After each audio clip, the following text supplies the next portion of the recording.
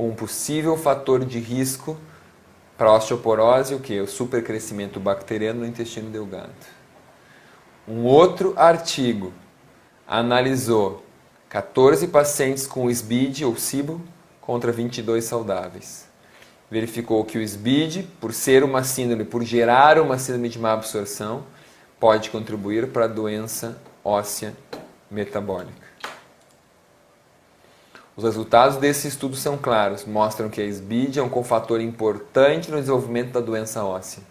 A severidade da perda de massa óssea foi relacionada ao pior estado nutricional e à duração dos sintomas de má absorção. Observe aqui no slide, ó. Densidade mineral óssea na lombar de pacientes com SBID e o grupo controle. No fêmur proximal de pacientes com SBID no grupo controle. Os SBID sempre estavam com pior massa óssea que o controle. Olha que artigo poderoso. Temos que ainda pensar que a disbiose é uma geradora de carcinogênese. As bactérias intestinais patogênicas produzem carcinógenos poderosos, como agentes alquilantes e compostos nitrosos. E mais, metabólitos bacterianos, como estes citados, podem ter atividade genotóxica, mutagênica ou mesmo carcinogênica, contribuindo ao desenvolvimento de câncer em um longo período de exposição, que é o que as pessoas têm. Começam a desbiose muitas vezes no parto ou na primeira infância, com uma má alimentação e com o uso de antibióticos. Então elas estão ali com 20, com 30 anos, muitas vezes estão há 20, 30 anos de desbiose. Esse é o fato. Outro aspecto muito importante, em especial no universo feminino, infecções urogenitais. Os patógenos para o trato geniturinário emergem do intestino e entrando em contato com o biofilme que recobre as células vaginais e uretrais, podem então desenvolver uma infecção. Muito importante e é um conhecimento bem antigo, muito pesquisado. Então, gente, eu resumi aqui essas 12 principais doenças, 12 situações clínicas muito frequentes. Eu vou passar nesse único slide a avaliação laboratorial e depois que eu já falei do principal, que são os EPFs para os parasitas, e falar um pouco da avaliação laboratorial de disbiose, onde eu aprofundei mais na aula de doenças autoimunes, que vocês têm também à disposição aí da multimídia. E vocês têm aqui na avaliação laboratorial o coprológico funcional, que é um exame bem interessante para a parte de bactérias e também para a parte digestiva. O parasitológico já citado, feito daquela forma, 6 amostras com 7 dias de intervalo entre cada uma. O teste da permeabilidade intestinal é para ver permeabilidade não desbiose. E aqui poderíamos ainda adicionar 2 tipos de testes. Os testes microbiológicos detalhados, mais que o coprológico funcional, que com pouca frequência são feitos no Brasil, mais frequentemente fora. Então, que detalham os tipos de micro-organismos e também de leveduras encontrados nas fezes. Então, esse é um teste de desbiose realmente mais específico, detalhado. E o teste do ar exalado, que mede o hidrogênio no ar exalado após o uso de uma substância de prova, por exemplo, lactulose ou própria glicose, onde se espera, no caso da glicose, que ela seja absorvida no intestino delgado, logo no duodeno não haja fermentação nenhuma. Então, se houver a produção de hidrogênio intensa, é porque ela está sendo fermentada, ou seja, tem um supercrescimento bacteriano, onde no intestino delgado, se isso iniciar aí 30, 45, 60, até 90 minutos após a ingestão. A partir de 2 horas é porque ela chegou lá no colo. Então é fermentação normal no colo, ok? Mas indica que ela não foi absorvida, obviamente.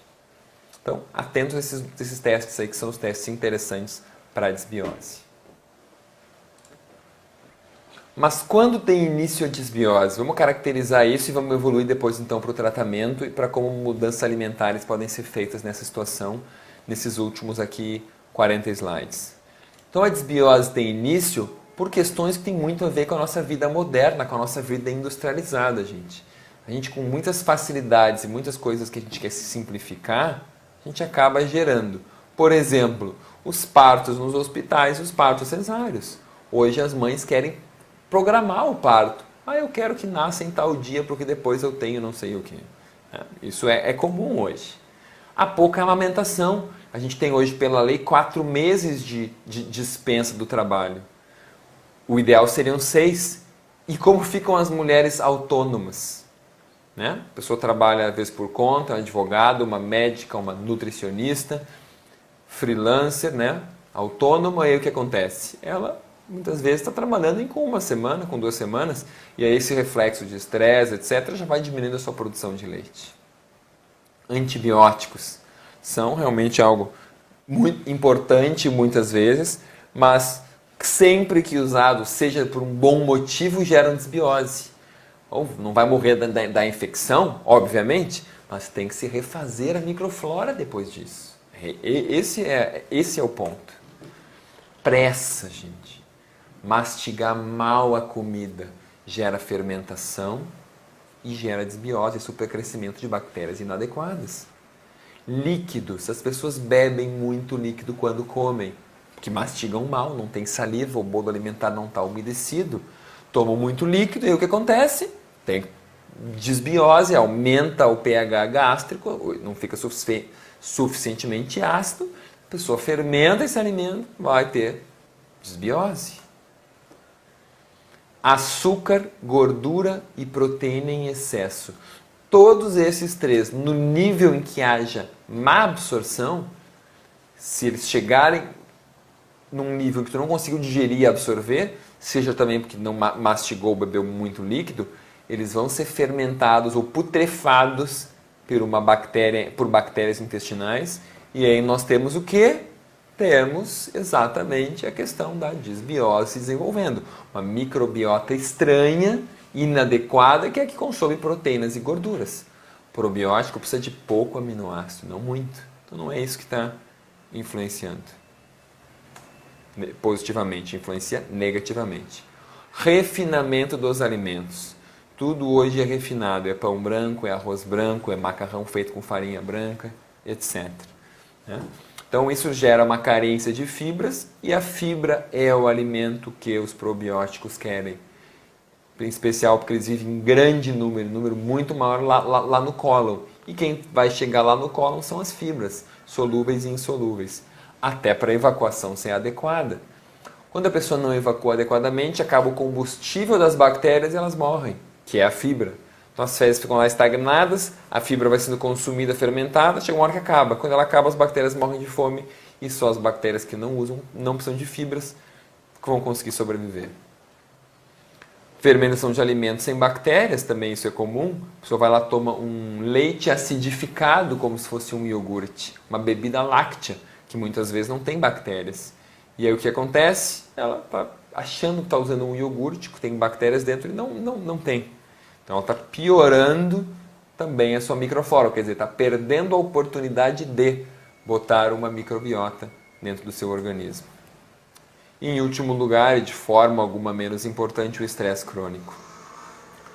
O estresse crônico altera a microflora, o sistema imunológico intestinal, alterando a adesividade da microbiota, permitindo diferentes tipos de bactérias se instalem no intestino. Ok? Então,